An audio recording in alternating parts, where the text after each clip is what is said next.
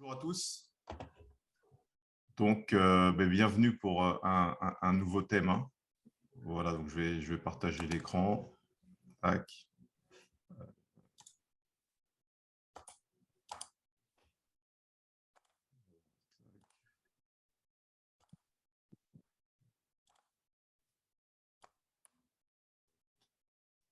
Alors, donc là, c'est un thème. Donc, c'est l'Église et le contexte actuel. Donc, c'est un thème très, très, très intéressant. Voilà, donc le 16 mars 2020, vous vous rappelez bien, le président de la République est venu, il a fait une déclaration, voilà, vous avez une journée pour choisir où vous allez rester pour être confiné. Et on voit qu'en fait, depuis en 2 ans, le monde a totalement été bouleversé. Et beaucoup se sont plaints du fait que durant cette période, l'Église était relativement silencieuse. Les croyants et les non-croyants y compris, car dans les temps difficiles, même les gens qui ne croient pas en Dieu, des fois, aiment bien entendre une parole spirituelle, une parole de sagesse. Et donc, c'est vrai que beaucoup ont été livrés à eux-mêmes, essayant de trouver une direction, une voie. Et donc, on va voir maintenant quel est le contexte actuel pour comprendre le rôle de l'Église, en fait, et pour vraiment avoir conscience des enjeux dans lesquels nous sommes. Donc, aujourd'hui, on va regarder plusieurs vidéos qui vont vraiment venir illustrer la thématique, qui vont vous permettre… Alors, peut-être qu'il y a des vidéos déjà que vous connaissez, hein, où il y a peut-être des points que vous connaissez, mais ce qui va être intéressant, en fait, c'est qu'on puisse visionner plusieurs vidéos pour vraiment avoir une idée suffisamment claire sur le sujet, quoi. Alors, le thème est en 4 parties. Donc, première partie, le discernement des temps. Deuxième partie, les sauts spirituels. Ce n'est pas les sauts d'eau, c'est les sauts spirituels. Troisième partie, le rôle de l'Église. Et quatrième partie, l'intelligence spirituelle, car dans les temps dans lesquels nous sommes, il est fondamental, capital, d'avoir ce qu'on appelle l'intelligence des temps. Et donc, on va commencer par la première partie. Alors, je vais mettre le plein écran et après, on va aller sur YouTube. Alors, diaporama. Tac. Voilà. Alors, le discernement des temps. Donc, vous avez certainement entendu parler d'une expression qui s'appelle le Great Reset, en fait. Voilà. Qu'est-ce que c'est le Great Reset? Ça vient d'un livre qui s'appelle le Great Reset, écrit par 2 personnes, Klaus Schwab et Thierry Maloret. Klaus Schwab, c'est quelqu'un d'extrêmement important puisque c'est le président du Forum économique mondial, qu'on connaît également sous le nom de Davos, Forum économique de Davos ou World Economic Forum. Voilà. Et donc, c'est un groupe privé extrêmement puissant et qui occupe un rôle extrêmement important au niveau des gouvernements, notamment dans les coulisses, en fait. Alors, il a publié son livre en juillet 2020, et donc, dans son livre, donc ça, c'est des copies d'écran du livre, hein, page 199, ils disent « La pandémie nous donne cette chance, elle représente une fenêtre d'opportunité rare mais étroite pour réfléchir, réimaginer et réinitialiser notre monde. » Parce que reset, ça vient de réinitialisation. Voilà. Donc, par exemple, lorsqu'on a un téléphone et que sur le téléphone, on a mis beaucoup d'applications et qu'on veut en fait remettre le téléphone au format initial, on fait une réinitialisation. Et donc, eux, ils ont pour projet de réinitialiser le monde. OK. Alors, qu'est-ce que ça veut dire exactement, quoi? Donc, on va aller voir une autre citation. Alors, page, cette fois-ci, 11 et 12. Donc, c'est les points que j'ai soulignés, hein. Les points faibles du monde, notamment les fractures sociales, le manque d'équité, l'absence de coopération, l'échec de la gouvernance et du leadership au niveau mondial, sont plus que jamais à découvert et la population estime que le temps est venu de se réinventer. Bon, je ne sais pas si ça vient de la population. Regardez-moi cette vidéo. Ouais, il faut couper les micros. Voilà, un monde nouveau va émerger et il nous faut à la fois en imaginer et en dessiner les contours. Rappelez-vous, nous sommes en… Voilà, il le met juste en bas. Au moment où nous écrivons ces lignes, juin 2020. Donc, ils écrivent ça en juin 2020. Hein. La pandémie continue de s'aggraver à l'échelle mondiale. Beaucoup d'entre nous se demandent quand les choses reviendront à la normale. Pour faire court, la réponse est jamais. Déclaration étrange quand même, non? La normalité d'avant la crise est brisée et rien ne nous y ramènera, car la pandémie de coronavirus marque un point d'inflexion fondamental dans notre trajectoire mondiale. Certains analystes parlent d'une bifurcation majeure, d'autres évoquent une crise profonde aux proportions bibliques. Vous voyez, aux proportions bibliques. Mais la substance reste la même.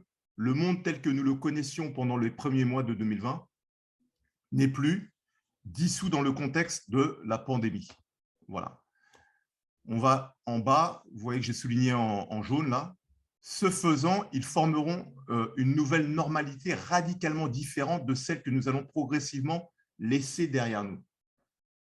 Alors, c'est quand même assez étrange quand même, parce que on a été confiné en mars 2020.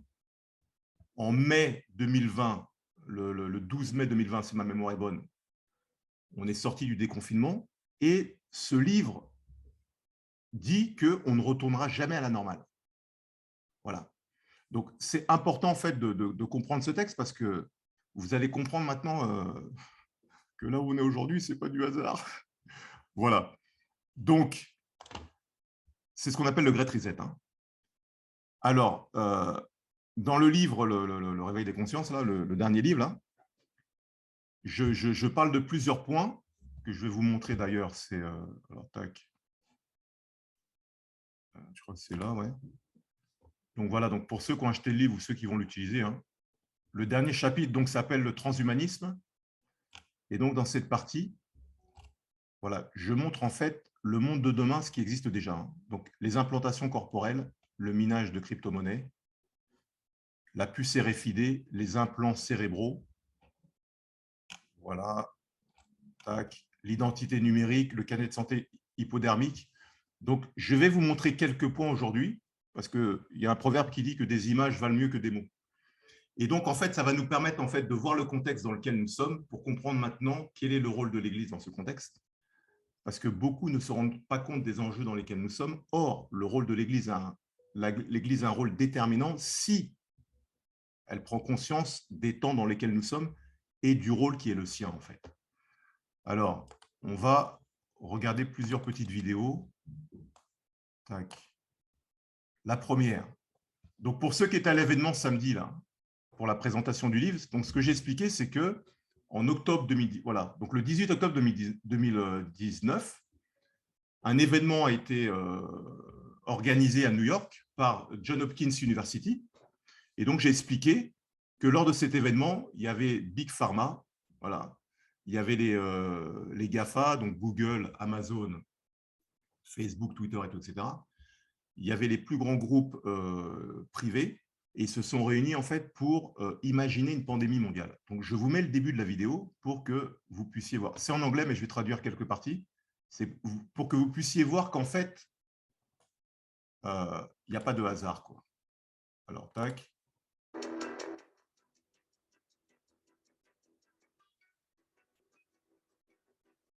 Voilà, donc nous avons besoin de nous préparer pour une pandémie mondiale. It began in healthy-looking pigs. Donc, nous, on a entendu parler du pangolin. Là, leur simulation, ça s'est fait avec un cochon qui est porteur du coronavirus. Perhaps years ago, a new coronavirus spread silently within herds. Gradually, farmers started getting sick. Donc, il y a un coronavirus qui vient du cochon et les fermiers tombent malades. Infected people got a respiratory illness with symptoms ranging from mild flu-like signs to severe pneumonia. Donc, les gens ont des symptômes de grippe et des symptômes de pneumonie. The sickest required intensive care. Many died. Experts agree, unless it is quickly controlled, it... Voilà, donc ça, c'est la simulation. Et donc, lorsque je vais... alors, attendez, je crois que c'est à 7 minutes. Tac, tac, tac. Voilà. C'est là.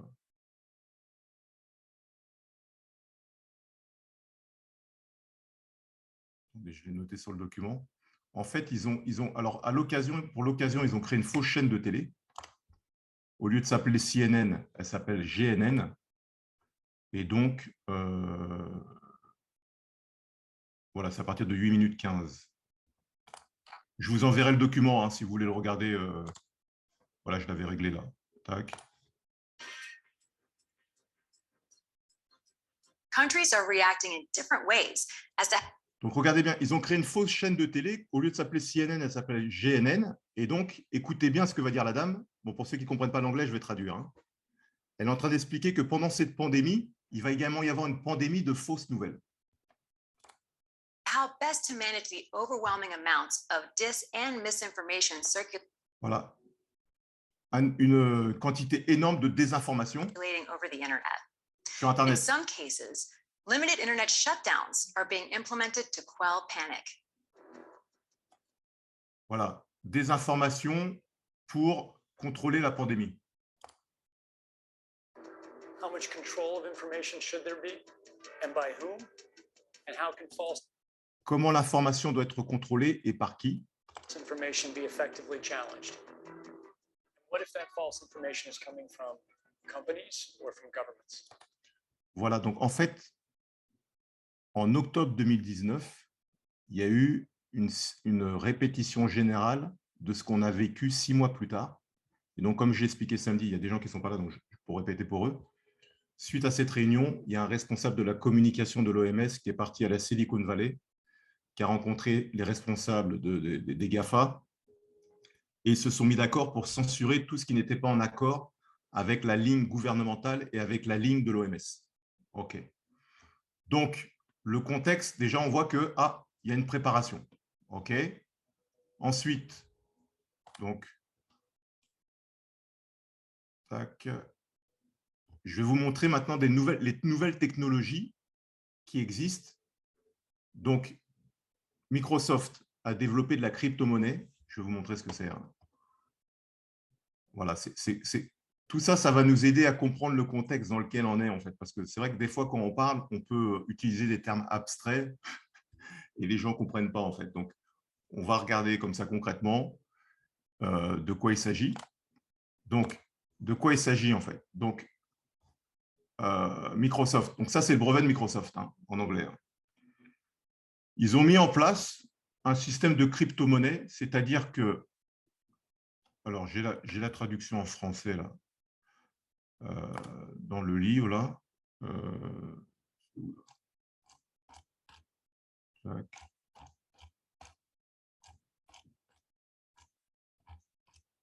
Je l'ai mis.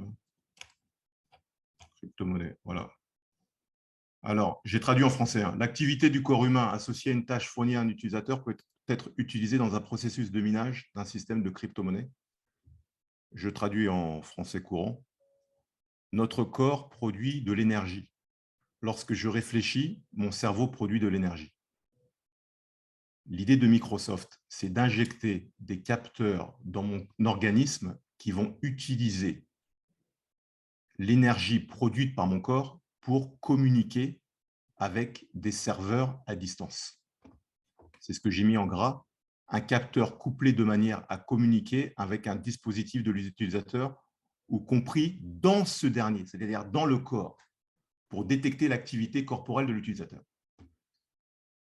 Ce qui est intéressant, c'est que lorsqu'on regarde le code du brevet, donc les gens avaient remarqué quelque chose. Alors les gens ils disent oui, c'est encore les complotistes. Bon, moi je ne commande pas, je vous fais juste remarquer. On voit que c'est 6, 0, 6, 0, 6. Donc si on enlève le 0, 6, 6, 6. Donc pas mal de gens avaient fait remarquer ça en disant attention, ça sent la marque de la bête. Je ne dis pas que c'est ça, hein, mais voilà.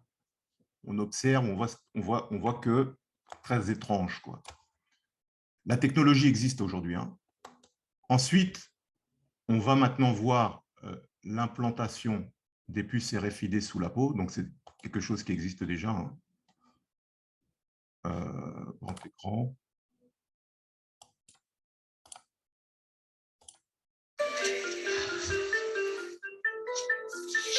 All right, buddy. If you take a big deep breath in Breathe out. That's it, my friend. All done? Yeah. You're now part robot. Exactly, I'm a cyborg. And just like that, Nico Gronholm is one of about 6,000 Swedes walking around with a microchip in their hands. Voilà, donc là, on vient de lui mettre en place une puce. Et donc, So primarily, I think it's going to be for passage, doors, locks. I would also like to be able to pay with it. voilà, donc il peut ouvrir la porte avec la puce, sans clé. Tac. The mic Voilà. Donc, vous voyez, hein, le message est positif. C'est quelque chose qui va changer notre vie. Le message est rempli d'empathie, quoi. OK ? Je vais vous montrer notre vidéo. C'est que maintenant, avec les découvertes au niveau de la neuroscience, les chercheurs ont découvert que lorsque je pense, j'ai certaines zones de mon cerveau qui s'activent. Et ils sont parvenus maintenant, en mettant des capteurs, à comprendre, lorsqu'on pense, à pressentir l'action qui va être mise en place. En fait. Et donc, ça leur permet en fait de pouvoir mettre en place des outils, par exemple pour les personnes qui sont tétraplégiques. Voilà. Comme ces personnes ne peuvent pas utiliser leurs mains en général, le fait de pouvoir penser, elles pourront utiliser un PC, envoyer des SMS et tout, etc. Donc, je vous montre une petite vidéo de l'INREA. C'est un organisme de recherche français. Tac. Et donc, vous allez voir en fait que... Je vais avancer un peu. Pour faciliter l'intégration des interfaces cerveau-ordinateur et la gestion des commandes dans des environnements de réalité virtuelle, nous avons créé le logiciel OpenVibe. Une interface cerveau-ordinateur ou BCI est un nouveau moyen de communication qui permet de commander ou contrôler des ordinateurs ou des machines directement à partir de l'activité cérébrale. Donc vous voyez, hein, ça permet de communiquer un ordinateur uniquement à partir de l'activité cérébrale. OK. L'activité du cerveau est mesurée par électroencéphalographie ou EEG, c'est-à-dire à partir d'électrodes positionnées à la surface du crâne. Les BCI analysent en temps réel cette activité cérébrale et peuvent identifier en les localisant certaines commandes mentales et s'en servir pour piloter une machine ou un ordinateur. Voilà. Je mettrai le lien dans le document, comme ça, si vous voulez le regarder en entier, vous pourrez regarder en entier. Je vous montre toutes les technologies, c'est pour vous montrer en fait le monde de demain dans lequel on s'oriente et à quel point il est important de réaliser qu'en fait, on est à un carrefour de l'histoire, mais à un carrefour de notre civilisation et que si on ne se rend pas compte des enjeux, on peut passer à côté en fait de ce à quoi on est appelé de ce qu'on est appelé à faire. En fait. Alors, ensuite, c'était quoi celui-là? Oui, c'était pour vous montrer que grâce, donc ça c'est un tétraplégique reprend l'usage de sa main par la pensée grâce à un implant cérébral. Voilà. Je vous mettrai ici le document dans l'article dans le PowerPoint pour ceux qui veulent chercher. Alors, ça nous emmène où en fait? Ça nous emmène que Elon Musk, donc voilà, que vous connaissez pour Tesla, hein, il a créé une boîte maintenant qui s'appelle Neuralink. Et donc, il a pour projet d'implanter une puce dans le cerveau des individus pour qu'ils puissent contrôler des objets à distance, contrôler des ordinateurs, envoyer des SMS et tout, etc. Donc là, je suis sur le site de Neuralink, donc Understanding the Brain. Voilà. En fait, qu'est-ce qui se passe? C'est que au niveau du cerveau, le cerveau est composé de 86 millions de neurones. Hein. Lorsque les neurones sont connectés entre eux, c'est ce qu'on appelle des synapses. C'est ce que vous voyez là. Voilà. Et donc, en fait, lorsque, par exemple, moi, je prends un stylo, j'ai certaines zones de mon cerveau qui s'activent. Et aujourd'hui, maintenant, grâce à des outils, simplement par la pensée, ils devinent le geste que je veux faire ou la parole que je vais dire. Et donc, maintenant, vous allez avoir donc des outils qui vont permettre demain, par la pensée, de pouvoir, par exemple, envoyer un SMS ou allumer la télé, allumer la chaîne IFI, choisir sa chaîne de télé sans utiliser de télécommande. Donc, pour le moment, voilà, c'est présenté, c'est pour les personnes qui ont des déficiences physiques, c'est pour pouvoir les aider et tout, etc. Mais on sait très bien, comme nous le prouve l'histoire à plusieurs reprises, que par la suite, ça se démocratise et puis c'est étendu à l'ensemble de la population. Alors, pourquoi j'ai voulu aborder ce point-là? C'est pour dire que le futur, c'est l'homme augmenté, en fait. Donc, j'en ai parlé samedi, c'est de pouvoir donner maintenant à l'homme une capacité supérieure, donc soit physique, en lui greffant des membres bioniques, soit intellectuelle, en mettant en place des puces avec une capacité d'information et une certaine connaissance, en fait. Et donc, Neuralink, il nous montre ici donc, comment se passe l'implant. C'est pour vous montrer qu'on est en train de basculer dans un autre système de civilisation. By a factor of 100, then 1,000, then 10,000. Alors, So going into the Neuralink architecture, what we've done over the past year is dramatically simplify the device. So we about a year ago, we had a device which had multiple parts, including a piece that it had to sort of sit behind your ear, and it was complex, and you wouldn't still look totally normal. donc l'idée, c'est d'ouvrir le cerveau. So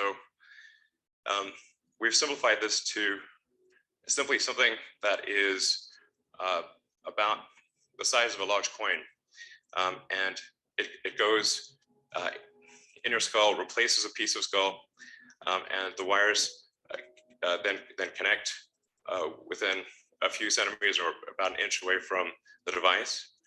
And this is sort of what it looks like. Voilà, donc c'est un implant, en fait, sur lequel il y aura des datas, des données, qui sera directement implanté dans le cerveau. Donc là on rentre dans une autre dimension. Hein. Donc le cerveau qui est la tour de contrôle de l'être humain. Hein. Donc si demain, on implante un cerveau, un implant dans un cerveau humain, on peut prendre le contrôle de la personne. Quoi. Voilà. Là, on va avoir une interview de Klaus Schwab qui date de 2016. Hein. Vous avez la date ici. Et regardez bien ce qu'il dit. Tac. Sorte d'exemple étonnant, le téléphone portable, c'est l'objet, hein, c'est l'objet fétiche. Hein. Tout le monde pour ça, la révolution technologique, c'est ça d'abord. Vous vous souvenez de votre premier téléphone portable? Oui, ça fait à peu près 20 ans. Ouais. J'étais un des pionniers. C'était encore les modes là, des grosses valises ou dans la voiture. Exactement. Et j'étais très fier. Ouais. Aujourd'hui, au bout de ça, on parle de puces qu'on pourra s'implanter. Ce sera quand ça? Certainement dans les 10 années à venir. Et d'abord, on va les implanter dans nos vêtements, c'est-à-dire wearables, comme on le dit. Et après, on pourrait s'imaginer qu'on les implante dans nos cerveaux ou dans notre peau. Et à la fin, peut-être il y a une communication directe entre notre cerveau et le monde digital. Ce que nous voyons, c'est une sorte de fusion du monde physique, digital et biologique. On appelle quelqu'un, on n'a même plus le réflexe de devoir prendre un appareil, ça se fait naturellement. Hein. La technique continue le corps. Oui, vous parlez, vous dites, je veux maintenant être connecté avec n'importe qui. Hein? Et d'abord, vous avez les robots personnalisés, j'ai vu. Voilà, donc c'est lui qui a écrit le livre The Great Reset, hein, c'est Klaus Schwab. Hein. Voilà. Donc, vous voyez la direction vers laquelle on essaie de nous amener. Et donc, c'est lui qui a écrit « Le Covid est une fenêtre d'opportunité pour aller vers le nouveau monde tant plébiscité par les gens, entre guillemets. Quoi. » Alors, donc là, en fait, on a vu quoi? On a vu qu'en octobre 2019, il y a un événement qui a été organisé. On a vu qu'aujourd'hui, il y a des nouveaux instruments qui sont en train de faire leur apparition sur le marché. Pour le moment, on n'en entend pas parler, pardon, au niveau du grand public, mais ça existe déjà. On voit que l'ambition, c'est de pouvoir demain mettre des implants dans les cerveaux des êtres humains. Voilà. On continue un petit peu donc notre état des lieux de la société. Alors, le Kenya et le Malawi, zone test pour un carnet de vaccination injecté sous la peau. Alors, qu'est-ce qui se passe? En fait, c'est le MIT aux États-Unis. Voilà, des ingénieurs américains ont mis au point un marquage, une vaccination sous-cutanée encapsulée dans des nanoparticules. Donc, ils ont dit que Dans les pays pauvres, les gens y perdent souvent leur papier d'identité. Et donc, pour leur faciliter la tâche et pour être sûr qu'ils sont vaccinés, quand on va les vacciner, on va injecter un carnet de vaccination sous la peau qu'on pourra reconnaître grâce à un lecteur qui peut être sur un téléphone portable. Voilà. Et donc, vous voyez, c'est la Fondation Gates qui finance le projet, là. Et voilà. La recette finale est composée de nanocristaux à base de cuivre, appelés des boîtes quantiques, voilà, hein, de diamètre encapsulé. Voilà. Et donc, le tout est injecté par un patch de micro-aiguille de 1,5 mm de longueur. Et donc, en fait, cette lumière luminescente s'appelle luciférase. Voilà, luciférase. Pourquoi luciférase? Parce que Lucifer, c'est lumière. Et Lucifer, c'est porteur de lumière. Et donc, le nom, c'est luciférase. Donc, ensuite, qu'est-ce qu'on voit? On va aller voir maintenant. Je vous donne beaucoup d'informations, mais ne vous inquiétez pas, je mettrai tous les liens pour ceux qui veulent regarder à nouveau dans le doc. Voilà, c'est pour vous montrer. Des fois, c'est bien d'avoir des images. Donc, on entend beaucoup parler d'identité numérique, en fait. Mais de quoi s'agit-il exactement? Ce qu'il faut savoir, c'est que la Commission européenne, en 2019, avait déclaré qu'en 2022, il y aurait un pass vaccinal pour tous les citoyens européens. Ah, j'ai oublié de vous le mettre, j'aurais dû le mettre. Donc, c'est sur le site de la Commission européenne, en fait. Voilà. Et donc, il y a des boîtes comme Thales qui ont déjà mis en place des outils, mais qui attendent maintenant le bon timing pour pouvoir les commercialiser, en fait. Alors, le Digital ID, c'est quoi, en fait? Là, on le voit là. Le Digital ID, la toute nouvelle génération d'identité mobile de Gemalto, est un portefeuille mobile hautement sécurisé qui héberge tous nos documents d'identité et titres sécurisés, digitalisés, et qui est accessible depuis notre smartphone. Je vais vous mettre la vidéo. Donc, vous allez voir, c'est le monde de demain. Bonjour à Je crois que je l'avais sur YouTube. C'est ça après. tous. Je vous présente Lucie, étudiante en psychologie. Et moi, son Digital ID Wallet, émis par le gouvernement pour offrir une large gamme de services d'identité. Je suis en fait un moyen pratique de prouver et de protéger son identité, aussi bien virtuellement qu'en face à face. Regardons de quoi je suis capable. Je peux aider les pouvoirs publics à mieux communiquer avec les citoyens. À cet instant précis, je rappelle à Lucie le rendez-vous qu'elle doit prendre pour sa vaccination. C'est l'heure de se présenter à son examen. Lucie est un peu stressée. Je suis là pour qu'elle puisse prouver facilement qu'elle est bien la candidate légitime, grâce à une connexion rapide et sécurisée entre son téléphone et celui de l'examinateur.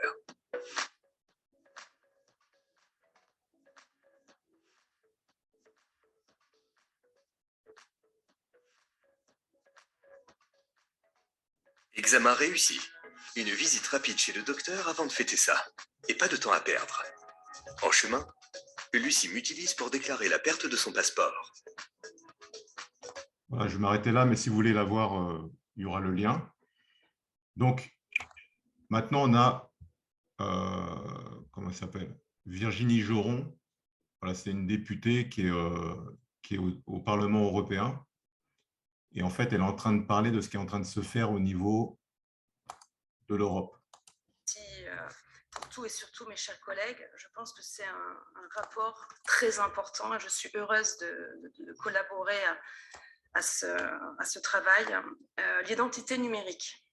Évidemment, au départ, ce sera pour notre bien, ce sera plus facile pour pouvoir payer, pour pouvoir vérifier si quelqu'un est vacciné ou pour voter.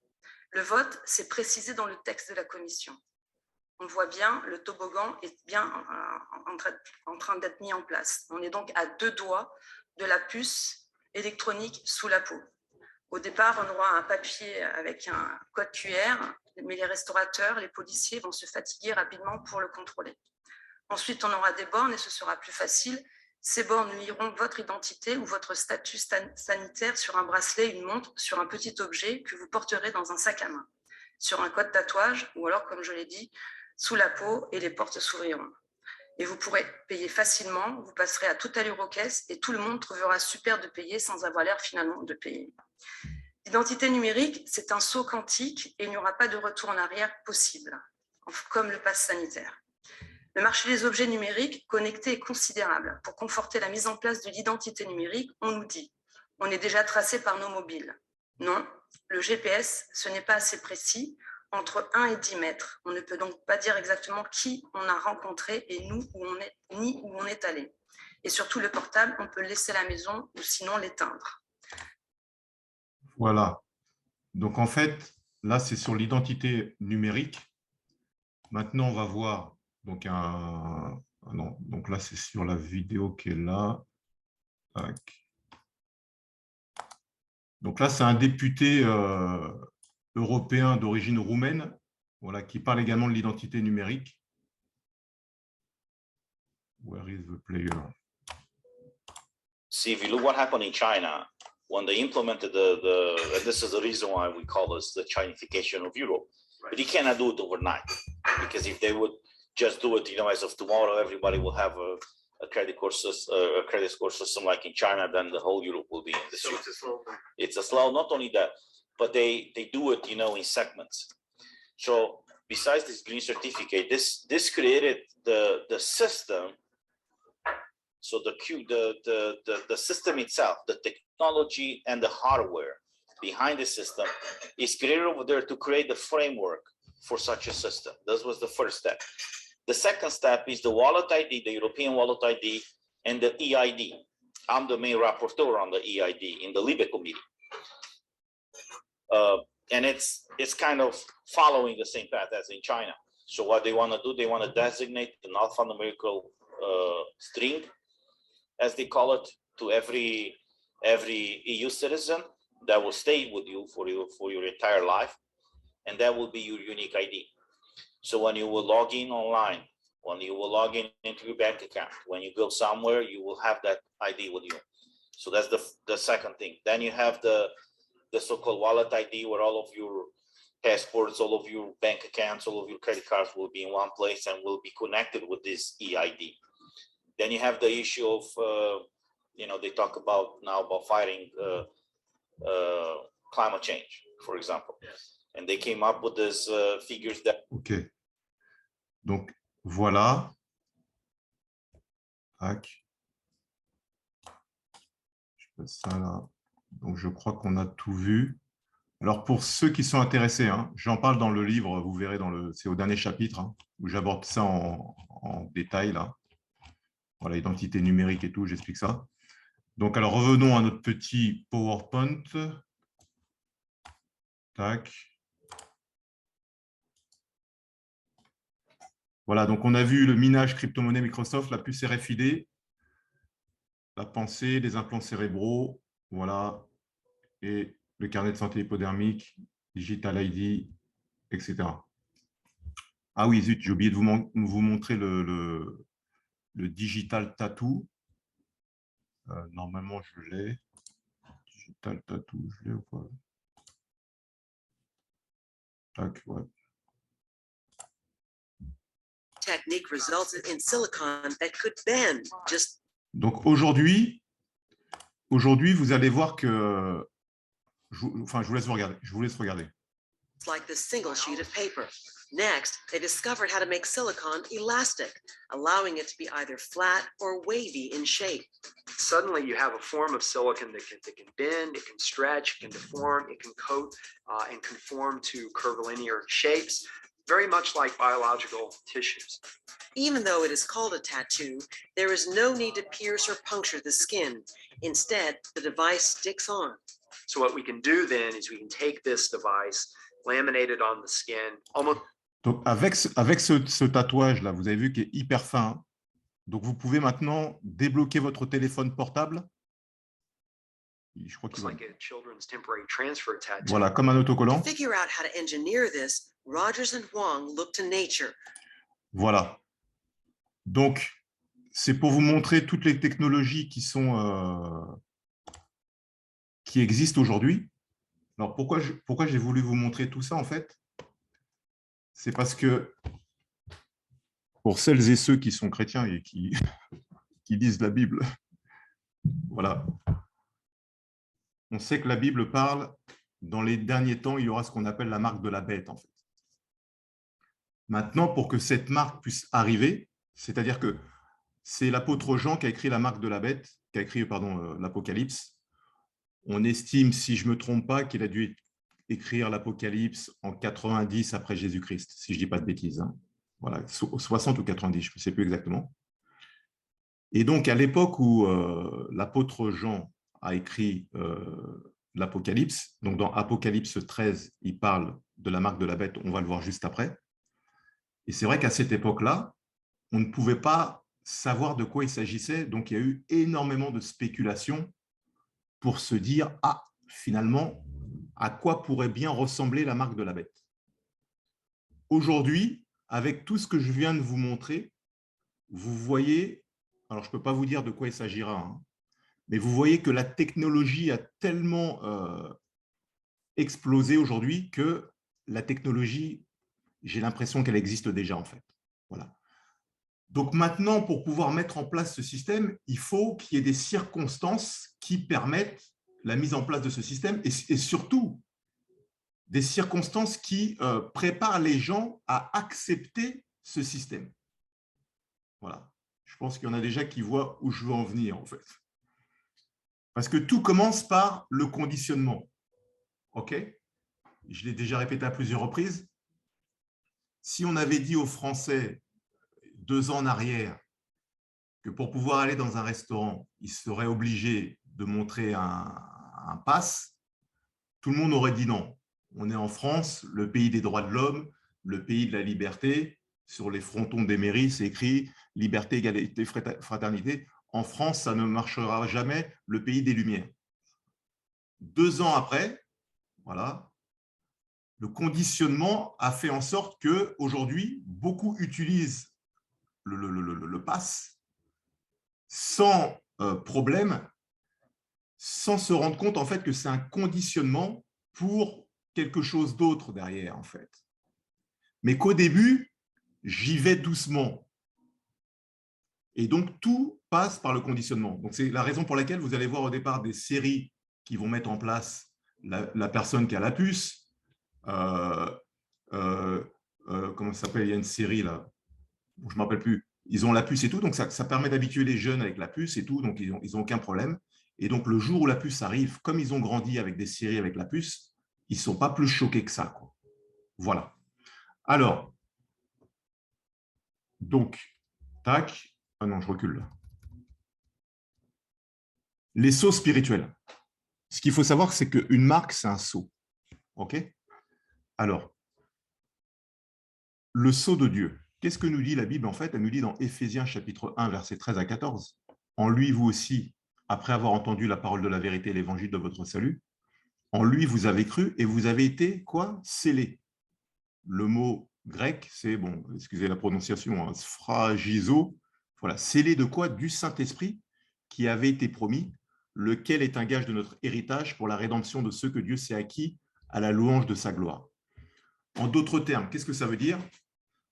Voilà, celui qui croit dans son cœur que Jésus est son sauveur et qui confesse de sa bouche que Jésus est son sauveur, qu'il est pécheur et qu'il invite dans sa vie, il autorise maintenant le Saint-Esprit à venir habiter dans son esprit. La présence du Saint-Esprit dans son esprit, c'est le sceau, c'est la marque de Dieu, en fait. Donc, je l'ai déjà dit à plusieurs reprises, mais du coup, ce qui qualifie un chrétien né de nouveau, ce n'est pas sa dénomination. Ce n'est pas le fait qu'il soit catholique, adventiste, évangélique, luthérien, orthodoxe. Non, non, ça, c'est des noms, c'est des dénominations, c'est des appellations qui viennent des hommes. La preuve qu'une personne est enfant de Dieu, c'est la personne qui a le sceau du Saint-Esprit. Dans l'ancien temps, le sceau, c'était quoi? C'était le roi avait un sceau. Supposons qu'il y a un roi qui envoie un ambassadeur dans une région, il lui donnait donc un papier, il apposait le sceau sur son papier, et quand il arrivait dans la région, il disait « je viens de la part du roi » et qu'il montrait le sceau, le sceau démontrait qu'effectivement, il venait du roi. Donc, celui qui a le sceau appartient au roi. Donc, celui qui a le sceau du Saint-Esprit appartient à Dieu. Donc, c'est hyper important de comprendre, en fait. Ensuite, on voit donc dans Apocalypse, chapitre 7, versets 2 à 3. Voilà. « Et je vis un autre ange qui montait du côté du soleil levant et qui tenait le sceau du Dieu vivant. il cria d'une voix forte aux 4 anges à qui il avait été donné de faire du mal à la terre et à la mer, et il dit, ne faites point de mal à la terre, ni à la mer, ni aux arbres, jusqu'à ce que nous ayons marqué du sceau le front des serviteurs de notre Dieu.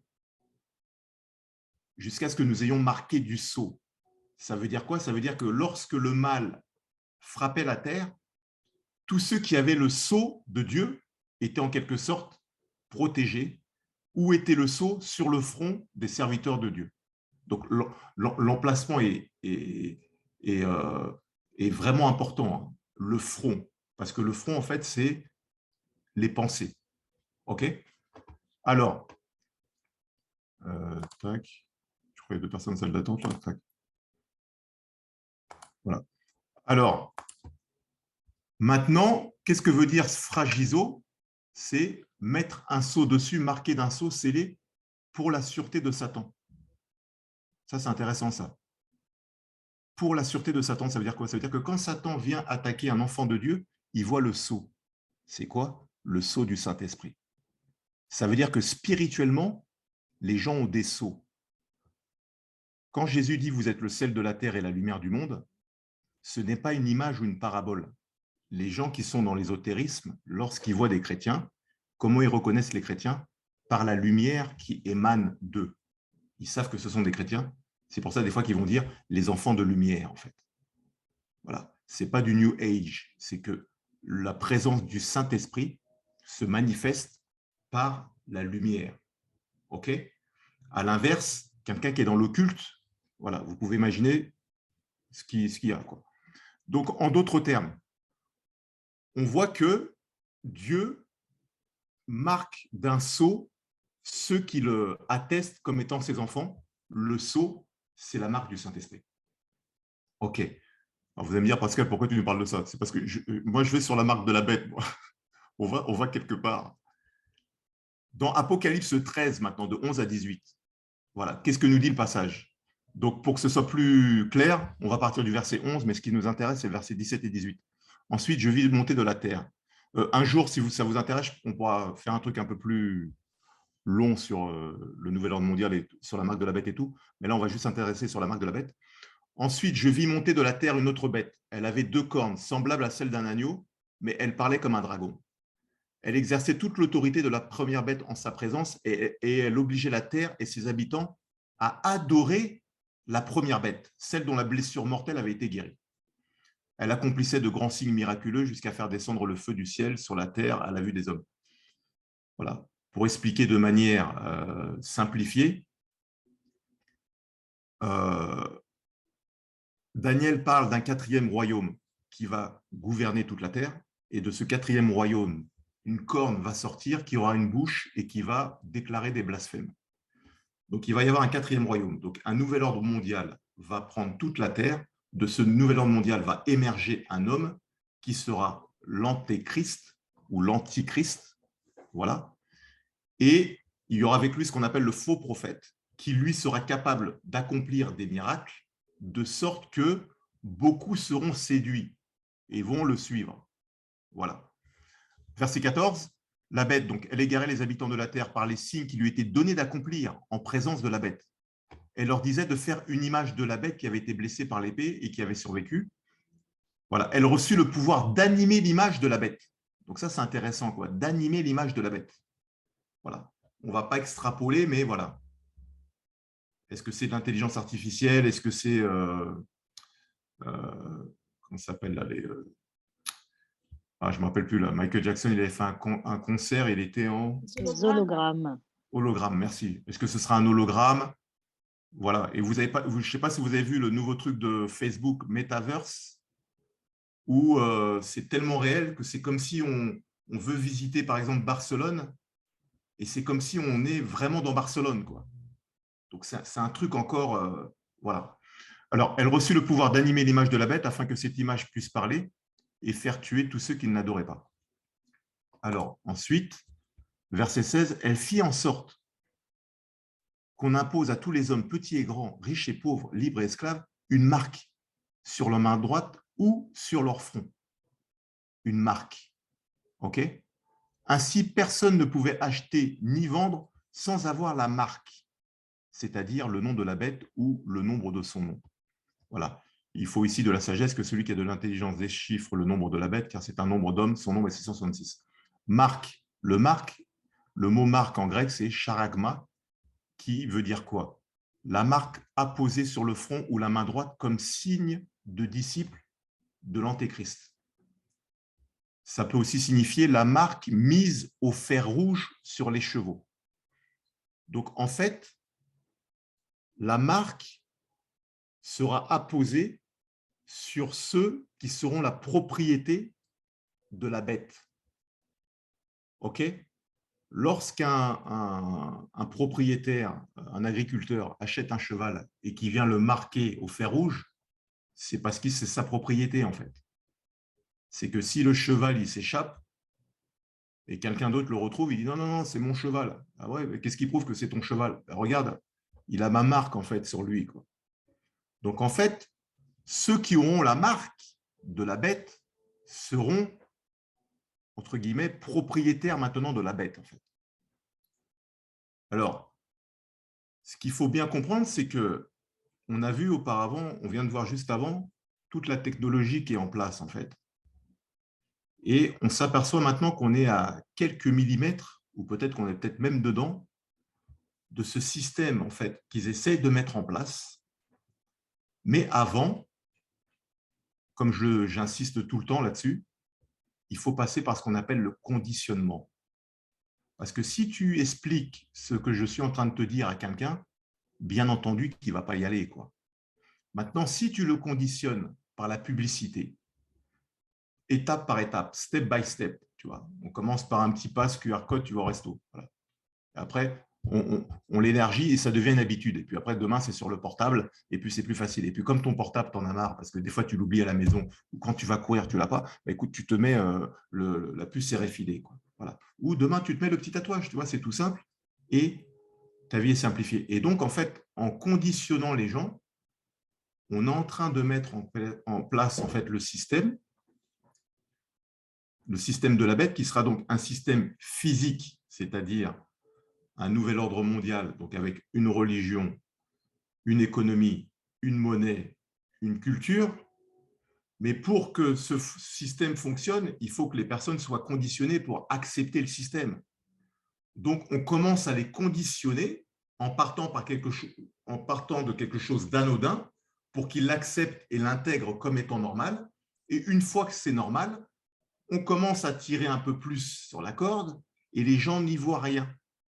OK? Alors, Jean, là, donc il y a un théologien qui s'appelle Charles. Hein, voilà. Il pense que Jean, lorsqu'il parle de la main gauche et du front, il pense que lui, il est parti de l'exemple des Juifs qui avaient ce qu'on appelle un phylactère. Alors, un phylactère, c'est ce truc-là, là, vous voyez?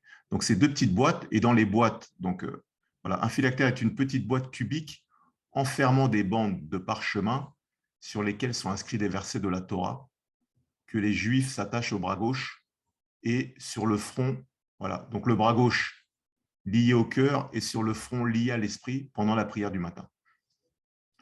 Donc, Jean, lui, il est ravi en esprit, il est au ciel et il voit des choses en fait. Donc, lorsque Jean maintenant doit retranscrire ce qu'il a vu, il le retranscrit par rapport à ce qu'il connaît. Supposons que Jean est ravi en esprit maintenant et qu'il voit le ciel.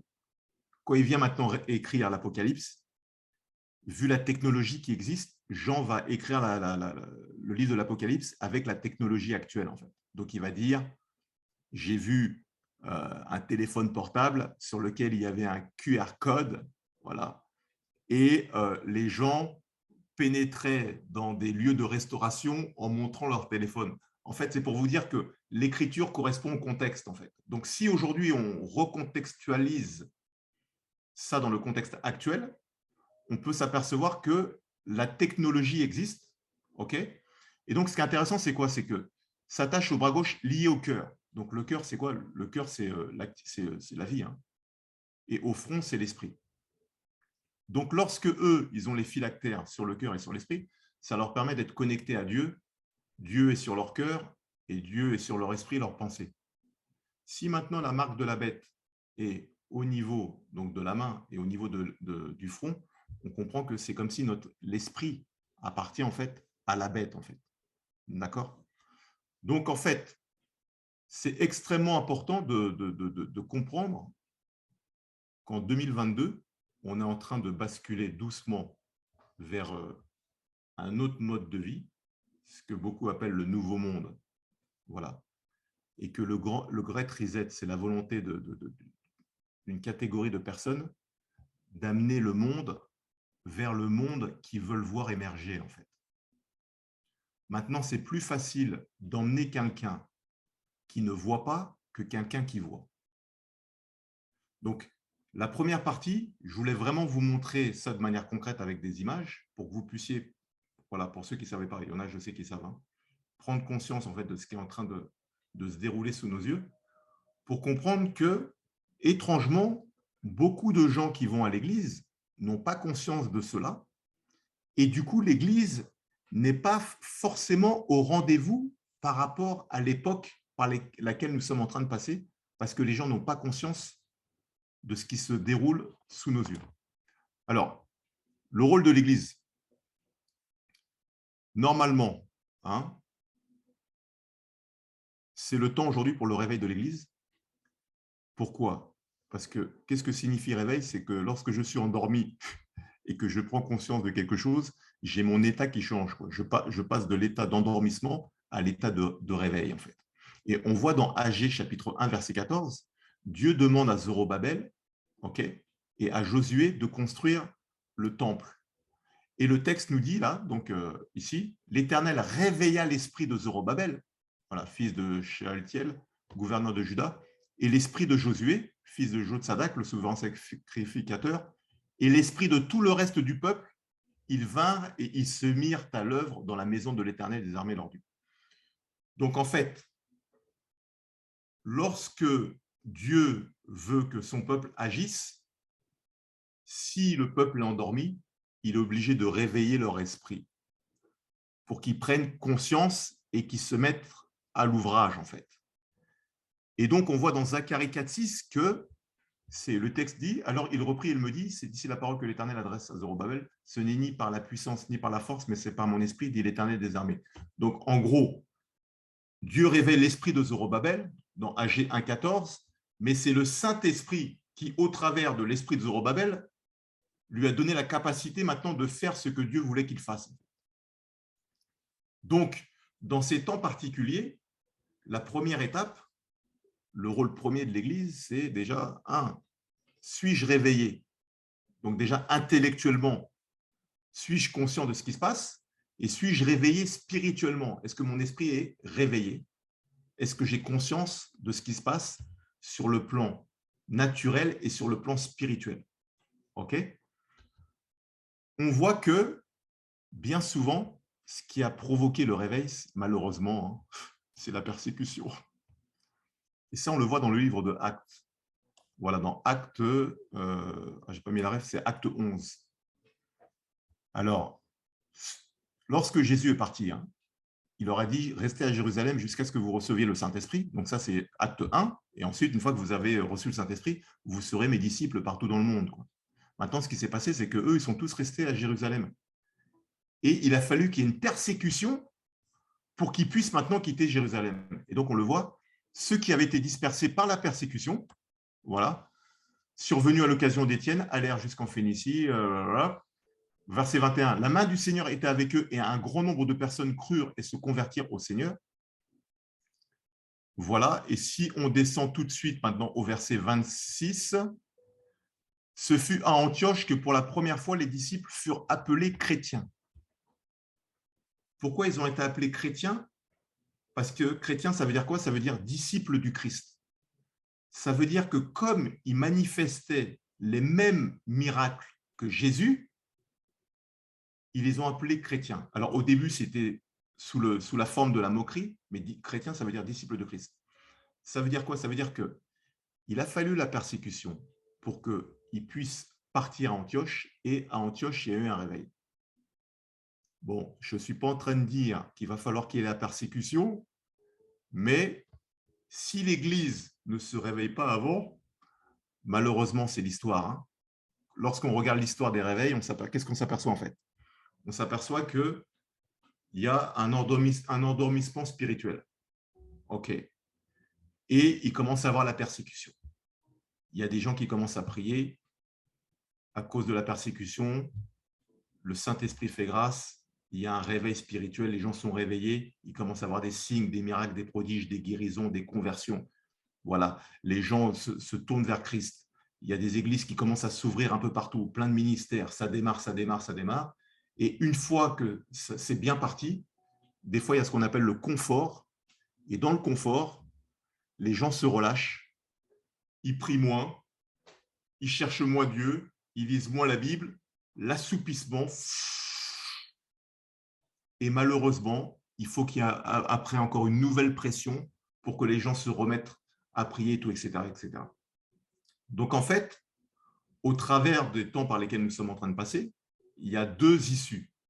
Issue numéro 1, les gens restent endormis et on va aller vers la persécution pour qu'il puisse y avoir un réveil. Issue numéro 2, les gens prennent conscience des temps dans lesquels nous sommes et anticipent. Je ne dis pas qu'il n'y aura pas de persécution, hein, mais en anticipant, peut-être qu'on peut l'éviter ou peut-être qu'elle peut être moins dure. Voilà, si je peux parler ainsi. Donc, étape numéro 1, quel est le rôle de l'Église? C'est d'être réveillé déjà. Voilà.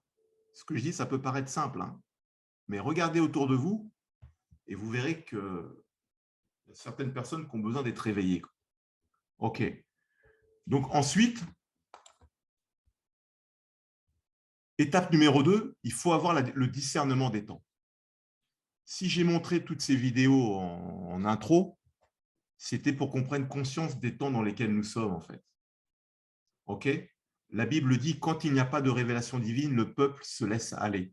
Si on n'a pas la révélation de l'époque dans laquelle on est, on va vivre tranquillement, voilà, et on va passer à côté de ce que Dieu veut que l'on puisse faire dans ces temps particuliers. Ensuite, 1 Chronique 12, 32, voilà, j'en ai parlé à maintes reprises. Hein.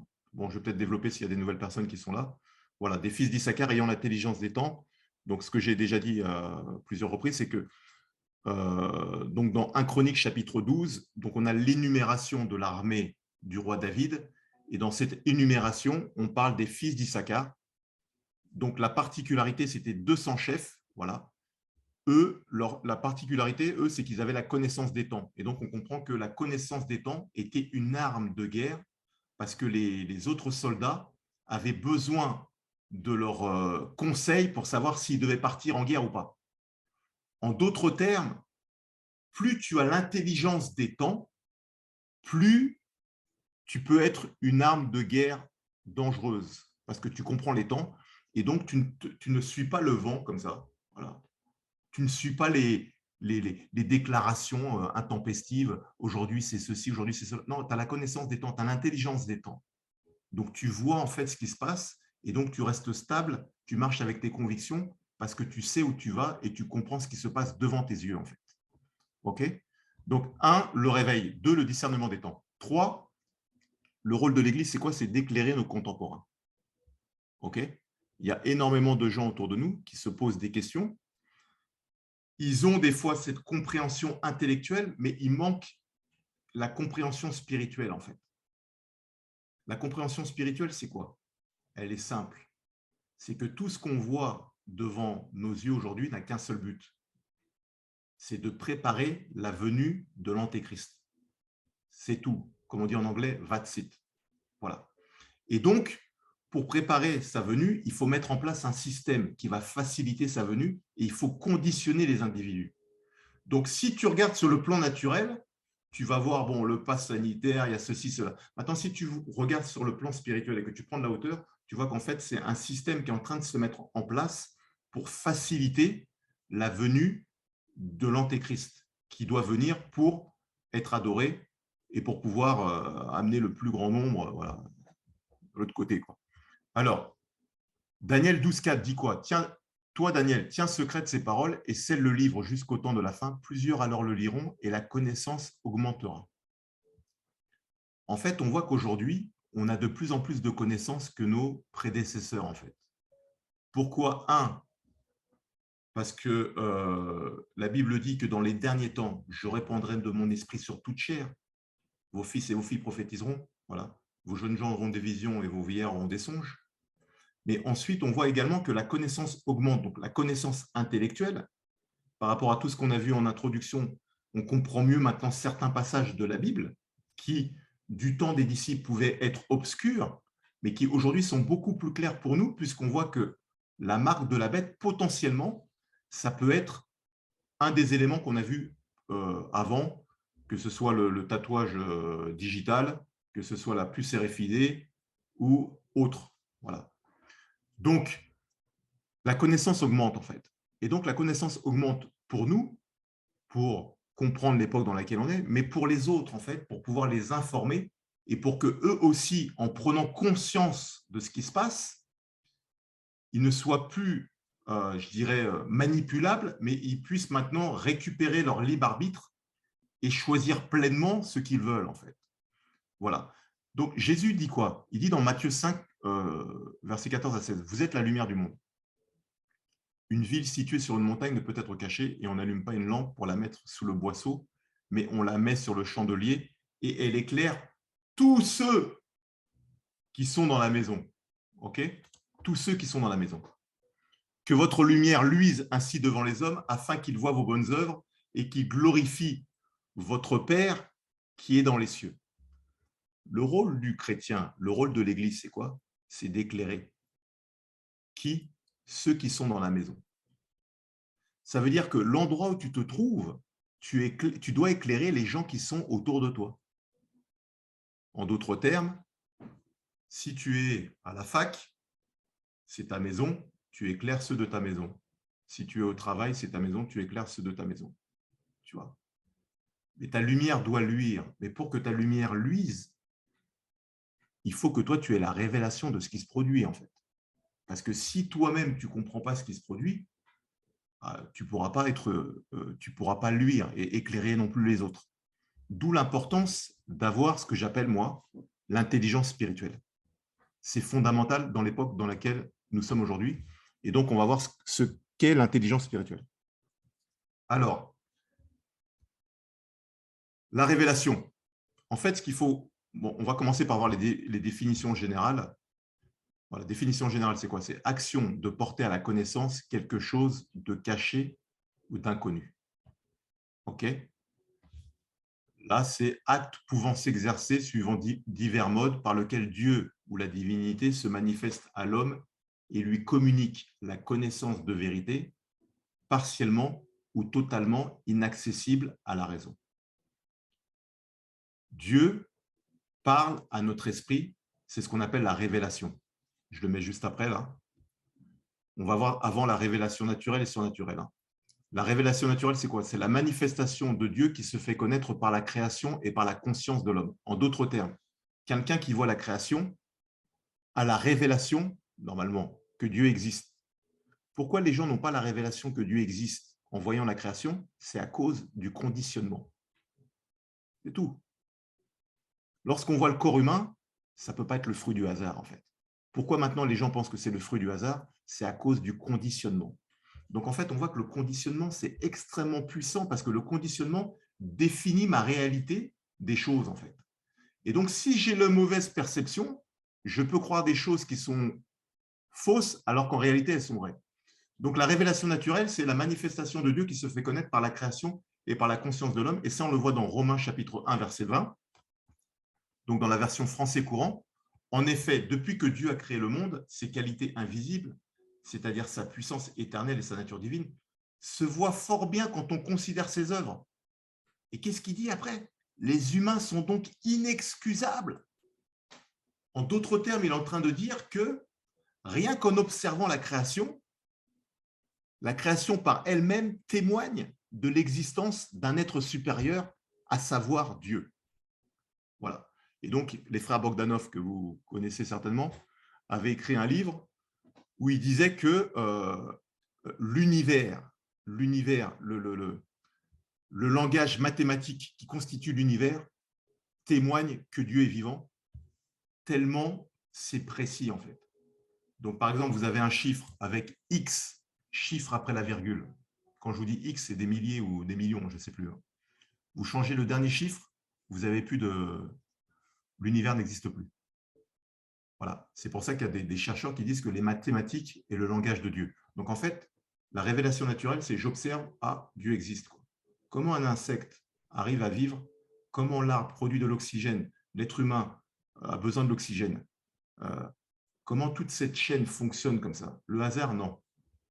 On comprend que Dieu existe simplement en observant la nature. La révélation surnaturelle, c'est quoi? Manifestation de Dieu communiquant à l'homme par la parole adressée à ses messagers, la connaissance de son être, de sa volonté, de son plan, tel qu'il se développe dans l'histoire. Et donc ça, on le voit dans Apocalypse 1.1, où Jean dit « Révélation de Jésus-Christ que Dieu lui a donnée pour montrer à ses serviteurs les choses qui doivent arriver bientôt et qu'il a fait connaître par l'envoi de son ange à son serviteur Jean. » Ce verset est intéressant en fait. Que Dieu lui a donné pour montrer à ses serviteurs les choses qui doivent arriver bientôt.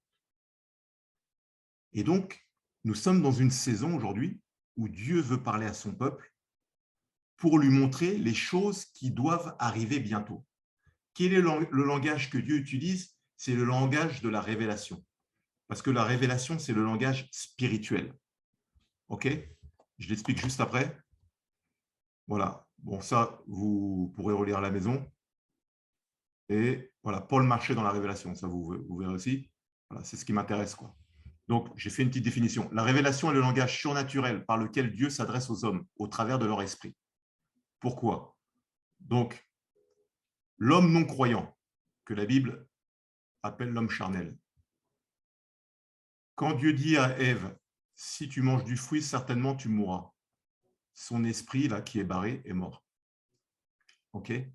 L'esprit, c'est la conscience, c'est l'intimité, c'est l'intuition.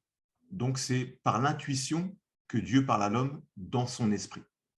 L'âme, c'est le siège des pensées, des émotions et de la volonté.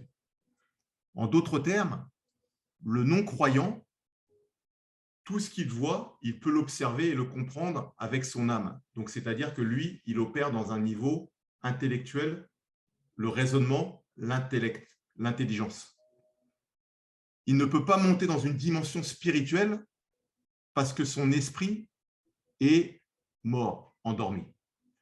Maintenant, les personnes qui sont dans l'ésotérisme apprennent, eux, à développer leur esprit, voilà, par des pratiques occultes. Donc, soit ils ouvrent des portes et ils permettent à des esprits de rentrer en eux. Et donc, les esprits, maintenant, vont leur donner une capacité spirituelle pour pouvoir voir des choses dans le monde spirituel. C'est comme ça que vous avez des gens, ils ont les yeux spirituels ouverts, ils voient des choses dans le monde spirituel ouvert. C'est pour ça qu'il y a des gens qui ont une sagesse extrême qui leur est inspirée par des esprits qui sont rentrés en eux. Mais l'homme naturel qui n'a pas d'esprit en lui reste au stade naturel. Voilà, l'homme naturel reste au stade naturel. Voilà. Et c'est important de bien comprendre, hein, j'insiste, hein, qu'il y a des gens dans l'ésotérisme qui tirent leur sagesse d'esprit impur. C'est extrêmement important de comprendre parce que on ne va pas rentrer là-dedans ce soir, mais je vous dis qu'il y a plein d'inventions que vous voyez là. Des chansons, des entreprises où il y a plein de trucs dont la source est démoniaque. C'est-à-dire qu'il y a des gens qui sont inspirés par des esprits pour créer. De la même manière que le Saint-Esprit, qui est dans le chrétien né de nouveau, inspire des idées de Dieu pour que la personne crée, de la même manière, des personnes qui sont dans l'occulte ont des esprits qui leur inspirent des idées pour qu'eux aussi puissent créer. Voilà. Donc, pourquoi j'ai mis le cerveau un petit peu noir? Voilà, c'est pas pour… on n'est pas meilleur que les autres. Hein. C'est juste pour dire que le non-croyant opère au stade naturel, quoi.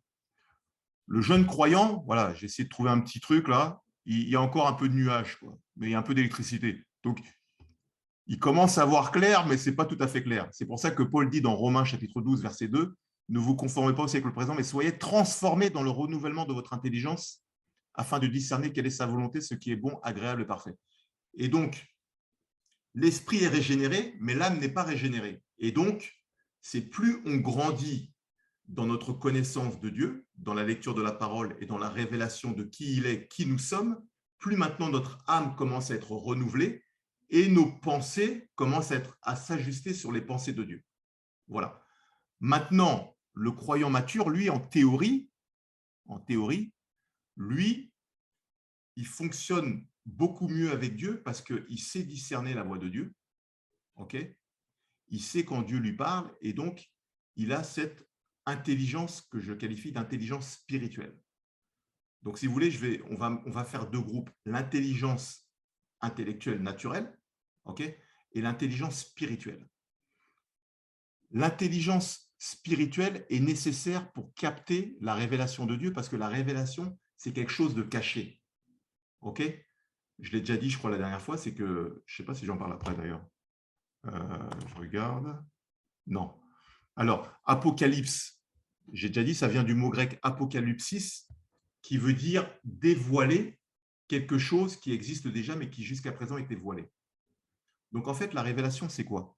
C'est lorsque le Saint-Esprit vient dévoiler quelque chose à notre connaissance qui maintenant devient une révélation. OK? Je vais donner des exemples.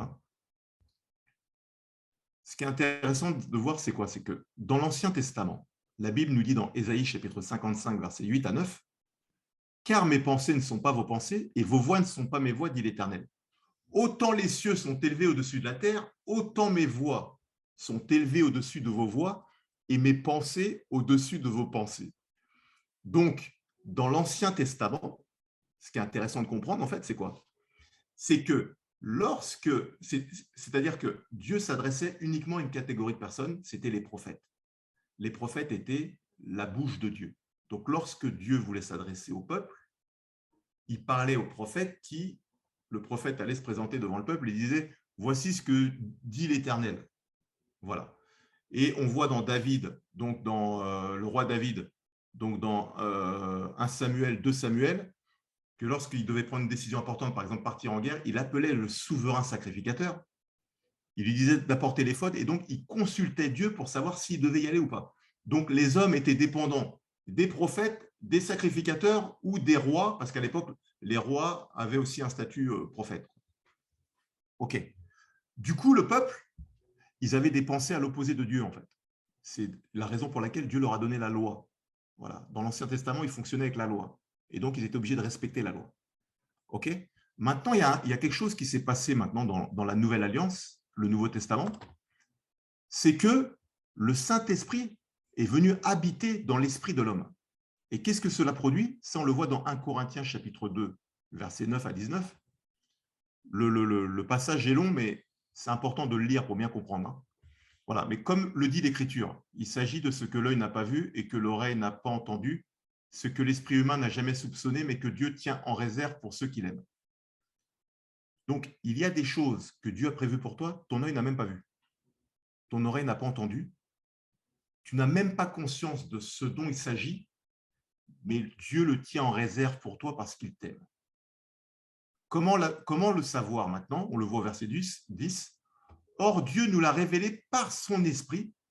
L'esprit, en effet, scrute tout, même les pensées les plus intimes de Dieu. » Donc, le chrétien né de nouveau a le Saint-Esprit en lui. Le Saint-Esprit va chercher dans le cœur de Dieu les pensées qui te concernent et il vient maintenant les télécharger dans ton esprit. OK? Mais, je reviens un petit peu en arrière, si tu es à ce stade-là, des fois, tu as du mal à discerner la voix de Dieu. Mais plus tu commences à grandir spirituellement, à aiguiser tes oreilles, plus tu commences à voir maintenant la manière dont Dieu te parle. En fait. Voilà. Le non-croyant n'a pas accès à cette révélation parce qu'il n'a pas le Saint-Esprit en lui. Maintenant, attention, je mets les guillemets. Dieu parle quand même aux non-croyants. Voilà. Soit par l'intuition, des fois vous avez quelqu'un qui n'est pas croyant, on lui dit tiens, viens à tel endroit, il dit non, je ne sais pas pourquoi je n'ai pas envie d'y aller, et finalement il y a un accident qui se produit, il dit punaise, je savais, j'ai eu de la chance. Alors ils ne vont pas dire c'est gloire à Dieu, ils vont dire c'est mon étoile ou je touche du bois, quoi. Voilà. Ou vous avez des gens qui font des rêves prémonitoires, la chose se produit et pourtant, ils ne sont pas chrétiens. Donc, en fait, on voit que Dieu communique avec tout le monde. Maintenant, je parle maintenant d'avoir une communion avec lui. Pour avoir une communion avec lui, il faut avoir le Saint-Esprit. OK? Donc, verset 11, quel être humain peut savoir ce qui se passe dans un autre homme? Seul l'esprit de cet homme en lui le sait. De même, nul ne peut connaître ce qui est en Dieu, si ce n'est l'Esprit de Dieu. OK. Verset 12. Or, nous avons reçu non l'Esprit du monde, mais l'Esprit même qui vient de Dieu, pour que nous comprenions tous les bienfaits que Dieu nous a accordés par sa grâce. Et nous en parlons non avec les termes qu'enseigne la sagesse humaine, mais avec ceux qu'enseigne l'Esprit. Ainsi, nous exposons les réalités spirituelles dans des termes inspirés par l'Esprit. Donc, qu'est-ce qu'on voit en fait au verset 12? Or, nous avons reçu non l'Esprit du monde, mais l'Esprit même qui vient de Dieu, pour que nous comprenions tous les bienfaits que Dieu nous a accordés par sa grâce. Donc, en fait, dans les temps dans lesquels nous sommes, normalement, le chrétien doit faire preuve d'intelligence spirituelle, car l'une des missions du Saint-Esprit, on le voit dans Jean 16, le Saint-Esprit vous conduira dans toute la vérité. Donc, l'une des missions du Saint-Esprit, c'est que, au vu de tout ce qui se passe aujourd'hui, des différentes voies gouvernementales, médiatiques et autres, comment le chrétien se positionne, comment le chrétien a le discernement de la vérité par le Saint-Esprit qui est en lui et qui vient maintenant le conduire dans toute la vérité. OK? Donc, voilà, mais l'homme livré à lui-même ne reçoit pas ce qui vient de l'Esprit de Dieu. Voilà. Le non-croyant ne peut pas comprendre ce qui vient de l'Esprit de Dieu. C'est une pure folie pour lui. Il est incapable de le comprendre car seul l'Esprit de Dieu permet de le comprendre. Je paraphrase. Voilà. Maintenant, qu'est-ce qu'on voit au verset 16? Mais nous, donc les croyants, nous avons la pensée du Christ. Alors, regardez, je retourne au début là. Ancienne alliance. Mes pensées ne sont pas vos pensées, mes voix ne sont pas vos voix ne sont pas mes voix. Ça, c'est l'ancienne alliance. Nouvelle alliance, nous avons la pensée du Christ. Qu'est-ce que ça veut dire? Ça veut dire qu'aujourd'hui, c'est fondamental, en fait, dans l'époque dans laquelle nous sommes, pour ne pas être comme les arbres comme ça qui tanguent avec le vent, de prendre conscience qu'on a la pensée de Christ, d'apprendre à identifier la pensée de Christ pour pouvoir le suivre lui et lui seul. Voilà. Pourquoi je précise ce point?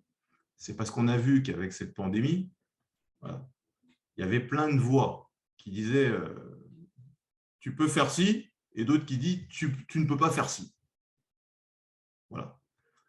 Donc maintenant, comment savoir qui dit vrai? C'est lorsque toi, tu développes maintenant ta communion avec Dieu et que Dieu maintenant vient te parler dans ton cœur par une conviction inébranlable, en fait.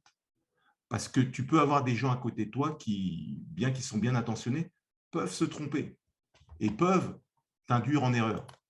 D'accord? Donc, c'est fondamental aujourd'hui de développer son oreille spirituelle pour avoir cette intelligence spirituelle, cette compréhension des temps. Alors, Amos 3,7 nous dit quoi? Dieu révèle les choses cachées. Donc Amos 3,7 dit « Car le Seigneur l'Éternel ne fait rien sans avoir révélé son secret à ses serviteurs, les prophètes. » Lorsqu'on développe une communion, une intimité avec Dieu, vous verrez que Dieu va toujours vous parler à l'avance ou il va toujours vous conduire. Et donc, c'est fondamental. Ça veut dire que vous n'êtes plus dépendant de ce que disent les autres, vous êtes dépendant de ce que Dieu dit. Pour être dépendant de ce que Dieu dit, il faut développer l'oreille spirituelle, en fait. Deutéronome 29, 29, les choses cachées sont à l'Éternel notre Dieu, les choses révélées sont à nous et à nos enfants. Donc, Dieu veut révéler les choses cachées à ses enfants. Il veut nous montrer des choses cachées afin qu'on puisse les voir de loin, en fait. Psaume 119, 130, la révélation de tes paroles est claire, elle donne de l'intelligence aux simples. Voilà, le verset parle de lui-même. Et Proverbe 25, 2, la gloire de Dieu, c'est de cacher les choses, la gloire des rois, c'est de sonder les choses. C'est-à-dire que c'est à nous d'aller sonder, scruter les choses pour avoir la vérité. Alors, pour avoir cette révélation, il suffit de la demander. C'est simple, en fait. Et donc, il y a un modèle de prière dans Colossiens chapitre 1, versets 9 à 11. Voilà, c'est Paul qui écrit. Hein. Et qu'est-ce qu'il dit, Paul? Il dit, voilà, nous ne cessons de prier Dieu pour vous. Nous lui demandons qu'il vous fasse connaître pleinement sa volonté en vous donnant par le Saint-Esprit une entière sagesse et un parfait discernement. Ainsi, vous pourrez avoir une conduite digne du Seigneur et qui lui plaise à tous égards, car vous porterez comme fruit toutes sortes d'œuvres bonnes et vous ferez des progrès dans la connaissance de Dieu. Donc, en fait, si tu veux avoir le discernement spirituel, il suffit de le demander. Voilà, il le dit. Je demande qu'il vous fasse connaître pleinement sa volonté. Donc, tu dis simplement, je veux que tu me fasses connaître pleinement ta volonté en me donnant par le Saint-Esprit une entière sagesse et un parfait discernement. Éphésiens chapitre 1, versets 16 à 18. Maintenant, Paul, il dit, je ne cesse de rendre grâce pour vous, faisant mention de vous dans mes prières, afin que le Dieu de notre Seigneur Jésus-Christ et le Père de gloire vous donne un esprit de sagesse et de révélation dans sa connaissance. Voilà. Et qu'il illumine les yeux de votre cœur pour que vous sachiez quelle espérance qui s'attache à son appel et tout, etc. Paul était l'homme de la révélation, parce que les disciples ont marché avec Jésus. Paul n'a pas marché avec Jésus. Donc, en fait, toutes les révélations que Paul a eues, il les a eues par le Saint-Esprit, en fait. Donc, quand Paul dit demander par le Saint-Esprit une entière sagesse et un parfait discernement, Paul est bien placé pour le dire, puisque toutes ses épîtres, il les a écrites par révélation. Voilà. Et donc, lorsqu'il dit maintenant, je prie que Dieu vous donne un esprit de sagesse et de révélation, c'est parce que Paul savait l'importance de marcher par la révélation, en fait. OK? Donc, alors pour conclure, après on verra s'il y a des questions. Voilà, donc aujourd'hui, voilà, nous sommes le 7 février 2022. Et comme vous l'avez vu, hein, le monde a totalement basculé en 2 ans et que beaucoup ont été surpris de voir que l'Église était silencieuse, que très peu de gens finalement exprimaient leurs pensées et même des non-croyants, hein, voilà, s'interrogeaient parce que beaucoup ont compris que finalement on vivait une guerre spirituelle. Et alors que l'Église aurait pu porter une voix pour pouvoir apporter des réponses à certains questionnements, on s'aperçoit qu'en réalité, l'Église a été silencieuse, en fait. Mais ce n'est pas ça le plus grave.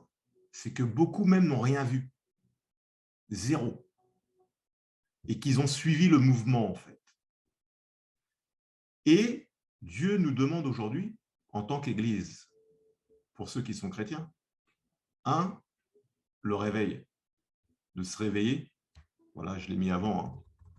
Hein. Je recule là, tac, tac. Voilà. 1, le réveil. 2, d'avoir le discernement des temps. Pour quel but? Éclairer nos contemporains, en fait.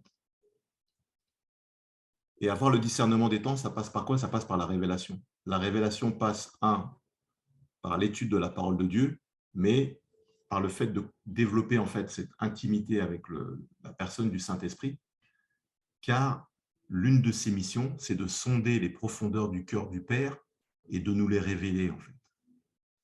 Et aujourd'hui, chacun a besoin de marcher dans la révélation pour pouvoir voir ce qui arrive au loin, pour éviter d'être conditionné et d'accepter comme normal ce qui est en fait un conditionnement pour nous ramener vers la prochaine étape, ok? Et pour pouvoir également prévenir les gens qui sont autour de nous en disant « Ah, attention, le chemin qu'on est en train d'emprunter, je vois de loin où ça nous mène en fait.